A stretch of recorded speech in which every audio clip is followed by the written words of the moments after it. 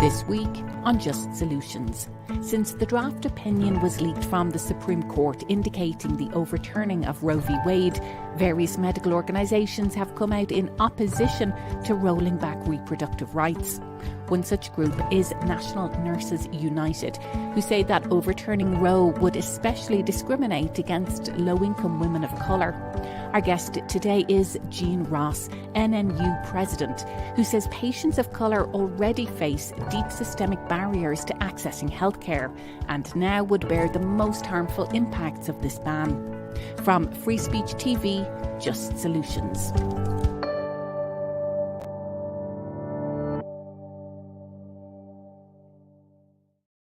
Jean, it's great to have you with us. Thanks for being our guest on Just Solutions today.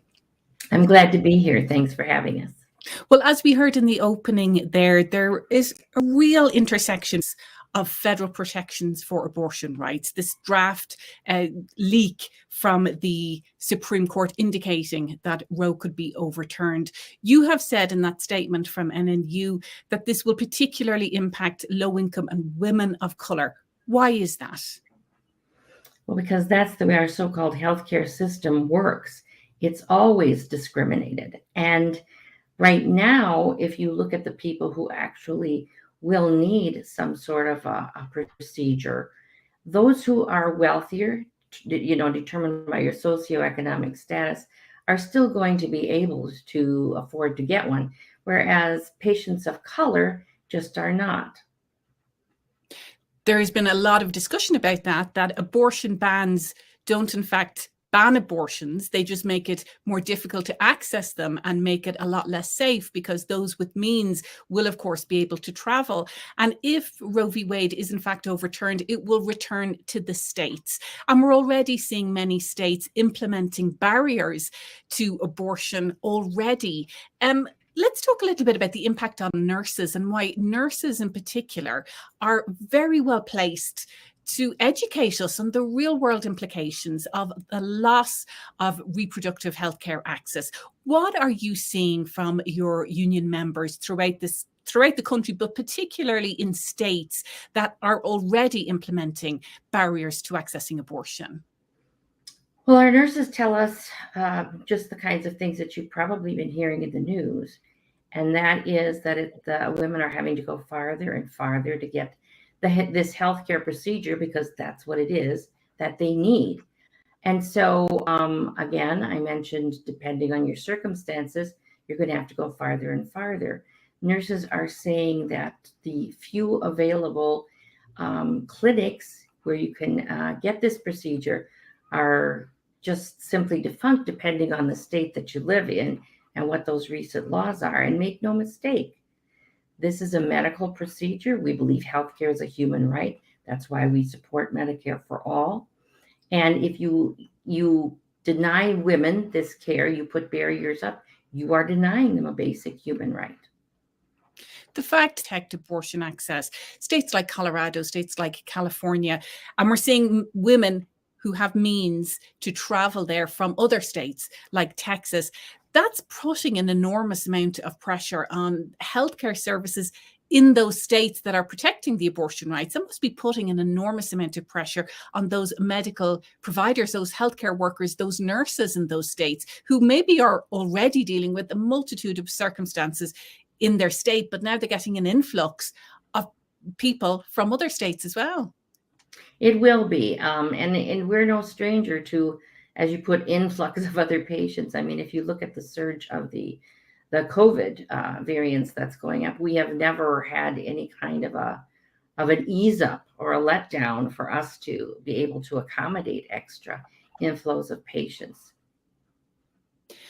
If we look at what's already happening in states, what happened in Texas with Senate Bill 8, that not only made it incredibly difficult to access an abortion in that state, but it's also criminalizing anybody who supposedly aids in helping somebody access an abortion. And that particularly impacts medical workers. Are you hearing things from nurses in Texas about what their work life is now like with the fact that they could be criminalized for just doing their job, even giving advice or talking. I mean, what has that done now for nurses in states like Texas?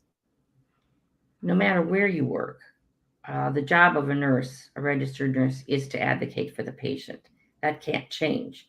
So you're putting us at odds with our ethics, our nursing ethics. So we're going to advocate for the patient no matter what. But when it comes to some of these laws, I have to wonder, they made so much to do about the HIPAA law and what it contains. I do not understand how these laws are going to work with HIPAA, because you're not supposed to know what that person is in a clinic or a hospital for. So how are you going to be accused? And nobody has a right to that information. And nurses will jealously guard that information. Nurses are uniquely positioned in the healthcare system to really get an understanding of what's happening in communities. Very often they're the first professional in the healthcare system, and very often they're the only professionals. Often people are accessing healthcare through nurses, whether it's in community medical centers. They may not even, ultimately see a doctor. So nurses really have a very unique position in this. What are you hearing from nurses who are members of the NNU about what they're hearing from patients? What is the real life implications of what's currently happening in states trying to create barriers to access abortion, and then the fear if Roe is overturned? What are you hearing from nurses in terms of what they're hearing from patients? Well, we're hearing from probably what you hear from women in general in this country. It sets us back over 50 years. We're moving backward instead of forward. We have so many things that we need to fix in this system of ours. And now we're moving backward.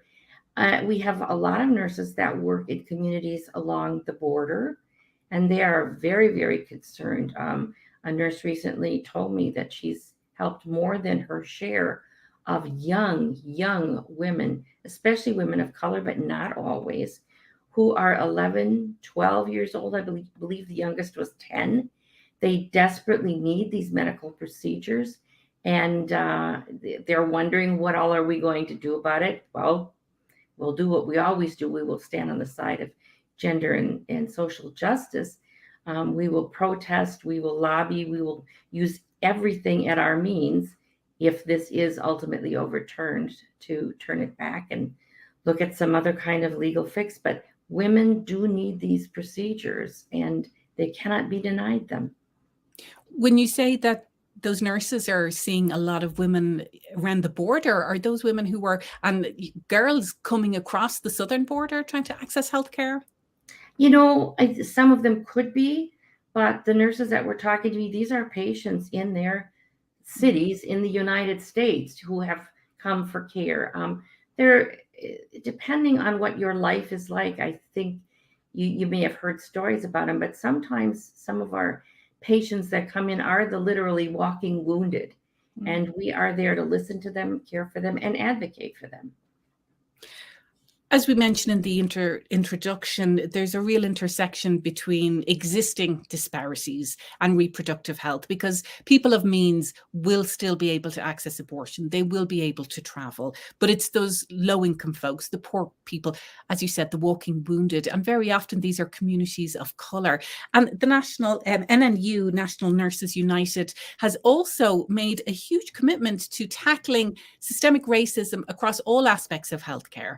I mean, you're one of the medical organizations that's come out to say racism is in and of itself a public health crisis. And I know that you came out with a very strong statement after the horrific violence that we saw the weekend, the Black community in Buffalo targeted by white supremacists. Of course, then we saw the shooting in Dallas with the Asian community targeted as well. We're seeing racism manifest itself in incredibly violent ways, but also in many other ways. So when the NNU talks about racism, and structural racism when it comes to healthcare, of course, the healthcare system is dealing with the results of that extreme violence, but you're seeing racism play out in healthcare every single day. What does the NNU talk about when you're saying racism is a public health crisis? It affects everything. It affects every patient, even those who aren't people of color. When you look at what people of color have had to endure over the years. I think the closest we ever came to any kind of equalizing things was with Social Security and Medicare, because all of a sudden you had to pay for procedures for everybody, every citizen. It didn't matter what color you were. We haven't gotten anywhere close to where we need to be with respect to that. We see, for example, hospitals closing because they're all for profit, even though they say they're nonprofit, a lot of them. So our employers, these hospital systems, tend to only keep open hospitals that are money makers, that have procedures that sometimes the more wealthy afford.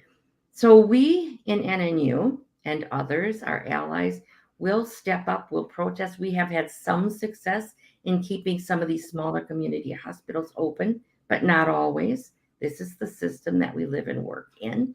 And the people that lose out on those services are most often women. They'll cut labor and delivery services, so women have to drive 50 miles an hour to the closest hospital now, and people of color. But we would love to hear from our viewers. Let us know your thoughts on this particular topic, as we're talking about how nurses are really on the front line of delivering so much of this healthcare, and what their perspective is when it comes to the potential loss of federal protections around reproductive rights. Well, Jean, we're still dealing with COVID, and nurses were lauded and are still lauded and applauded and given very, very well-deserved praise for how they have stepped up throughout this crisis.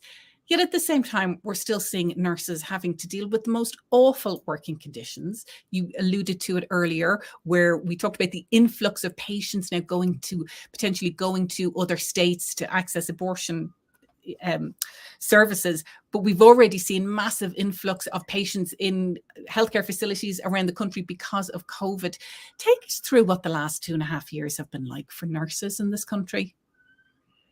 Oh, I'm not sure I can add to anything that everyone has already seen. And that was, if you had to look at a silver lining, I would say it just bared everything to the public, which is a good thing, because I don't think the public could truly understand what working inside a hospital is like, and that's before the pandemic. When we talk to people about the staff that we don't have, there's no shortage, even though the employers say there is. The hospital industry insists there is. What shortage there might be is engineered by the hospital industry. And it's telling you that this is only the amount of staff you're going to get, no matter how bad things get. For example, a pandemic, and because it affects our bottom line.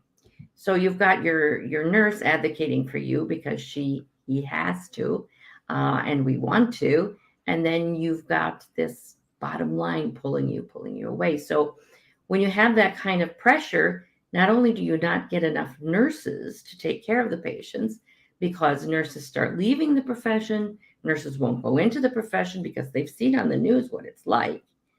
And we also don't get the personal protective equipment, the PPE that we need to do our job. We're very good at what we do. The pandemic did not throw us. What threw us was the fact that even though the government saw what we were going through, the public could see what we were going through, those employers fought to keep the PPE from us and to not give us enough staff. They were actively laying off nurses, depending on where you worked, while the pandemic is going on. Talk a little bit more about that. I think that's going to be, pretty big news to many viewers. You use that term that the nursing shortage is engineered, that it's not that there aren't enough nurses. It's just that a lot of the for-profit hospitals are either laying nurses off or they're not allocating resources where they need to be allocated. Give us some examples of this. How is this playing out?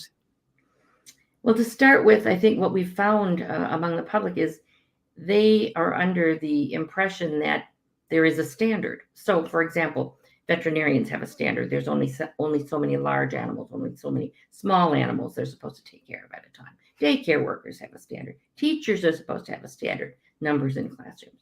So they assume if you're ill enough to be in the hospital, why wouldn't there be a standard so that you wouldn't put too many of one type of patient on a registered nurse? But there isn't. And we have not been successful in fighting for those ratios, that standard, except for one state, California, which has proven everything they said, all the barriers that they put up to having it have been borne out to not be true. Hospitals continue to make money. They're still making money hand over fist, but they had enough nurses there.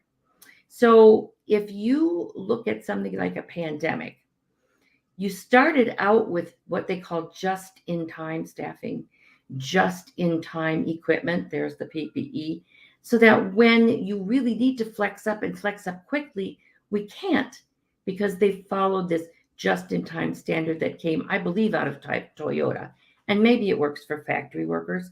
It does not work for nurses who have people's lives literally in their hands. What do you mean by that just-in-time standard? It sounds like corporate speak for, as you said, how you run maybe a factory. But what does that mean when it comes to running a hospital and nurses caring for patients? It is corporate speak. Yeah, I've been a nurse for over 48 years, and I could tell you the difference when I started. The way we staffed was you used the charge nurses' professional judgment from the shift before, and we are very good about it. I don't know if you've ever heard about a nurse's gut instinct, but we're very good at it. We know how much staff we need, and if it looks like circumstances are such that one more admitted patient is going to put us into stress, then we would say we need an extra nurse. This is going to happen. But with just in time, it's, oh my goodness, you can't have too much of a supply, for example, of PPE. It costs money to sit in a room. We might not need it.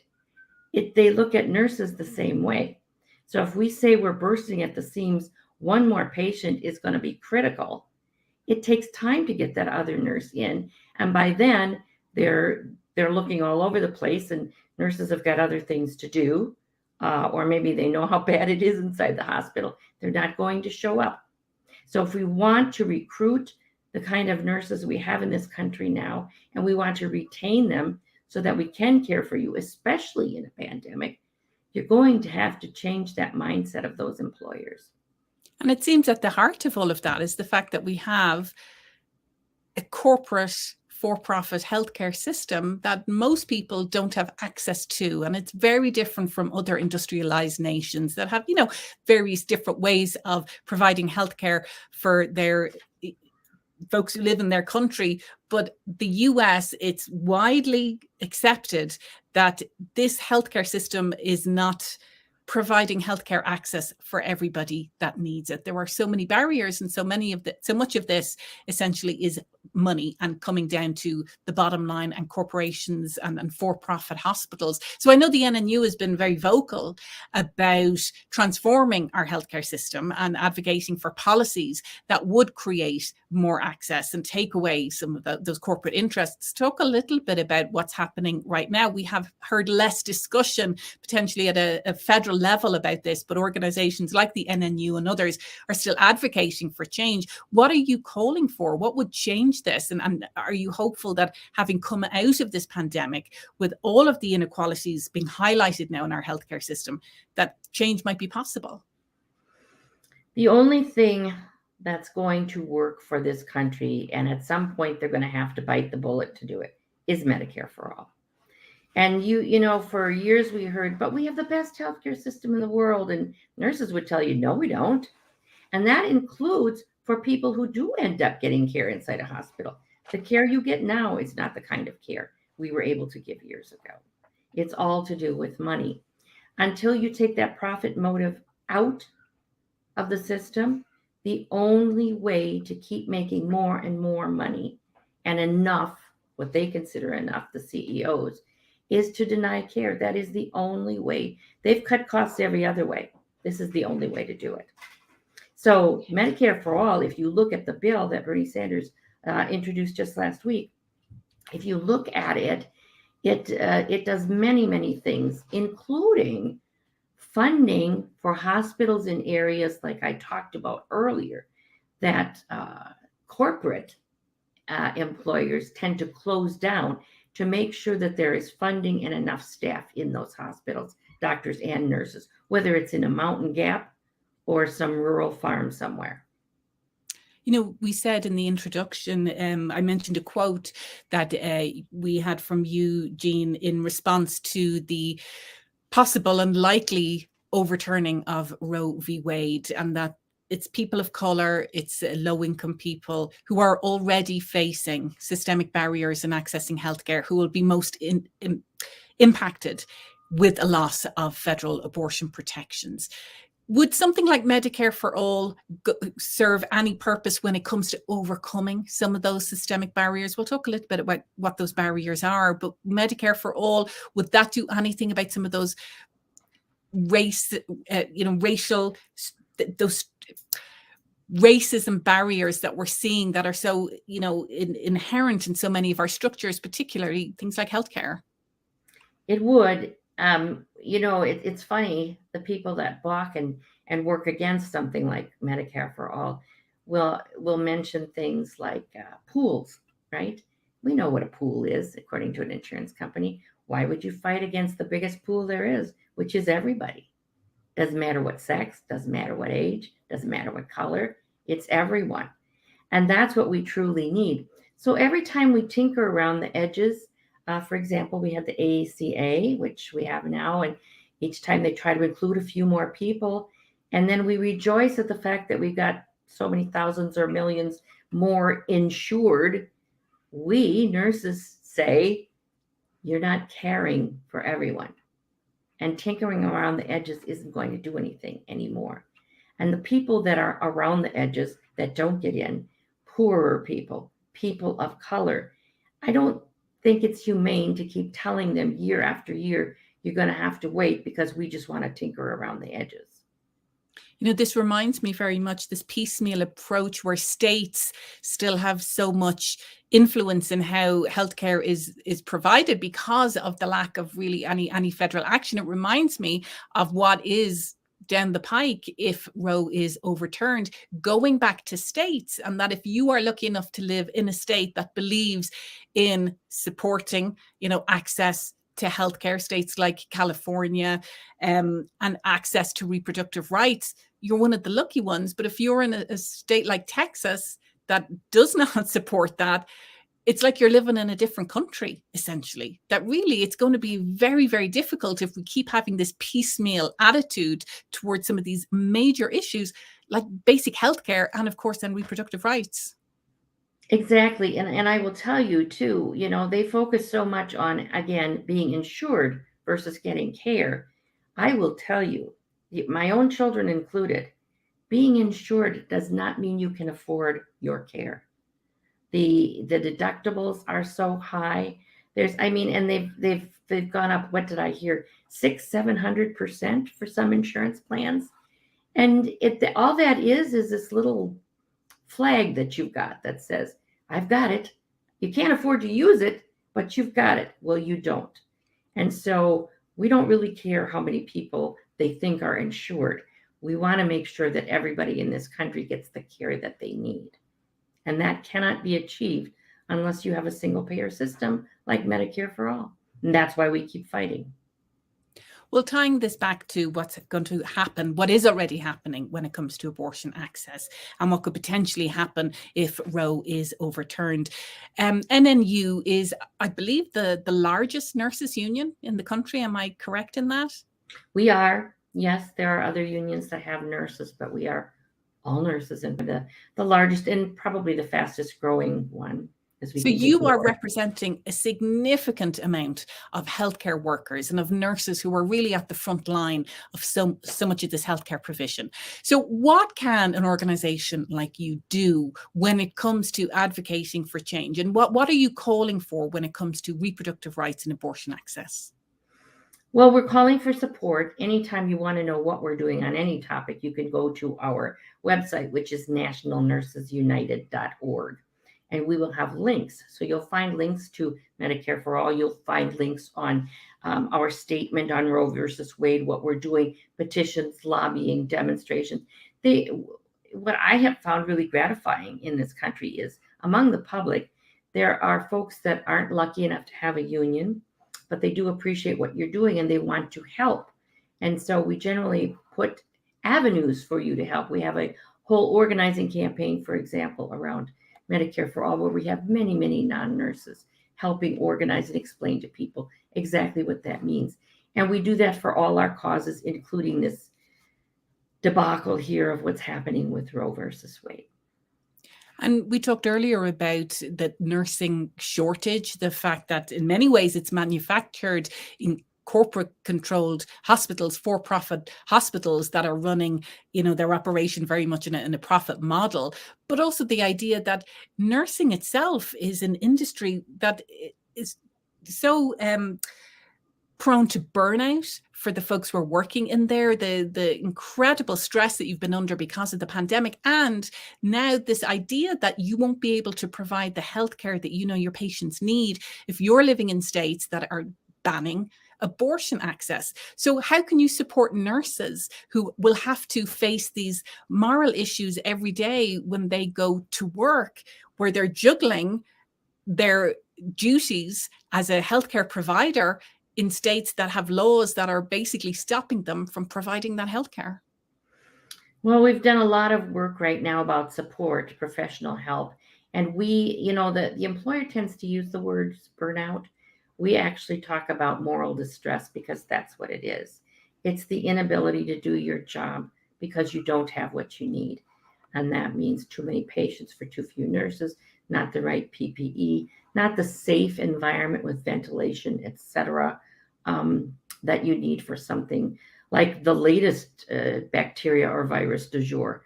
Those are the kinds of things that cause this moral distress, this being unable to work up to the ethics of your license because you are put between a rock and a hard place. And then, of course, we work to organize more nurses into our union, because the only way to be able to stand up for your patients without loss of your job being threatened is, of course, to have democracy at the workplace, which is a union contract. So we try to work within our contracts, too, to get grief counseling, et cetera, for nurses. You had mentioned earlier, I was going to say, about the shooting in Buffalo. And I will tell you that there are many of our nurses who work in trauma, and they will tell you that things have changed. The gunshot wounds they used to see are not the kind of trauma they see now. These weapons are weapons of war, and they're meant to kill. And that's also very distressing, because if you're in the ER, the ICU, your job is to save those patients. And when they come in, they're already so torn up by these machine guns, whatever they're calling them. And that's another source of stress for us nurses. Well, as you mentioned earlier, the website has so much information about what you're advocating for when it comes to the loss of federal protections for abortion rights with the potential overturning of Roe v Wade, but also the NNU stance on systemic racism when it comes to healthcare and things like, as you said, your statement around the shooting in Buffalo and so many of these other issues, including what you're calling for in terms of Medicare for all. It's all at the website. But in the meantime, Jean, thank you so much for being our guest today. And we appreciate so much all the work that nurses continue to do that we don't often see, but they do such incredible, important work. So thank you for being our guest today. And thanks to all the nurses who are out there working tirelessly to make life better for so many people. Well, we appreciate that. And for any of the public who want to continue to help, please do look at our website. We need the help. Well, we invite you to join us again next week, same time, same place, for another conversation from Free Speech TV's Just Solutions. But don't forget that we're also available as a podcast, so you can listen to back episodes and subscribe wherever you get your podcasts so you never miss an episode. So join us again next week for another Just Solutions from Free Speech TV.